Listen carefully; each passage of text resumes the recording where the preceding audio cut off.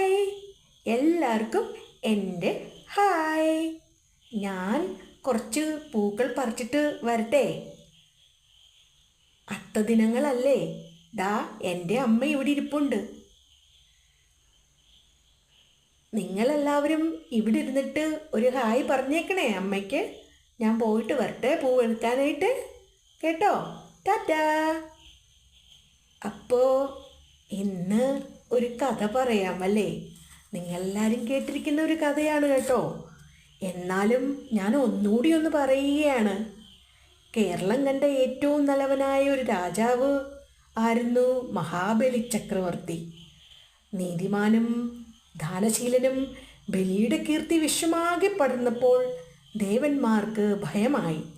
ശക്തനായ മഹാബലിയെ തളയ്ക്കാൻ ദേവമാതാവ് അതിഥി വിഷ്ണുവിനെ കാണുന്നു.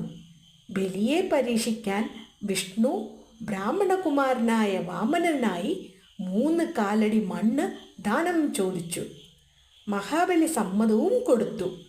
ഉടൻ വിശ്വത്തോളം വളർന്ന വാമനൻ 2 കാലടികൾ വെച്ച് പ്രപഞ്ചം മുഴുവൻ അളന്നു. 3-ാമത്തെ കാലടിക്ക് വാമനൻ സ്ഥലം ചോദിച്ചപ്പോൾ ഇല്ല. വിഷ്ണു അവതാരമാണ് വാമനെന്ന് മനസ്സിലാക്കിയ മഹാബലി കുമ്പിട്ട് ശിരസ് താഴ്ത്തിക്കൊടുത്തു. വാമനൻ മഹാബലിയുടെ ശിരസിൽ കാൽ വെച്ച് അദ്ദേഹത്തെ പാതാളത്തിലേക്ക് ചവിട്ടിത്താഴ്ത്തി. ചിങ്ങമാസത്തിലെ തിരുവോണം നാളിലാണിത് വന്നത് എന്നാണ് ഐതിഹ്യം. ഏറെ സ്നേഹിച്ച പ്രജകളെ വർഷത്തിലൊരിക്കൽ കാണണമെന്ന് ബലി മഹാവിഷ്ണുവിനോട് അഭ്യർത്ഥിച്ചു. അങ്ങനെ മാവേലി മലയാളിയെ കാണാൻ തിരുവോണത്തിന് എത്തുന്നു. ഇതാണ് കഥ. കേട്ടിട്ടുണ്ടോ നിങ്ങൾ? അപ്പോൾ കർക്കിടകം കഴിഞ്ഞ് സമൃദ്ധിയുടെ പൊലിമ മുന്നോട്ട് വയ്ക്കുന്ന കേരളത്തിലെ കാർഷിക ഉത്സവം തിരുവോണം ആഘോഷിക്കാം.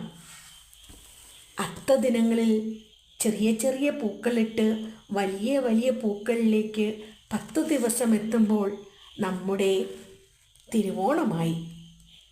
മാവേലി നാടുവാണിടും കാലം മനുഷ്യരെല്ലാരും ഒന്നുപോലെ. ഇവിടെ ചവിട്ടിത്താഴ്ത്തുന്നു കേട്ടോ. അപ്പം ഞാൻ ഈ ആരടികൾ പാടിക്കൊണ്ട് ടാറ്റാ ബൈ. ആരടിയല്ല, ഈരടി. Okay, bye. ഇഷ്ടമായോ?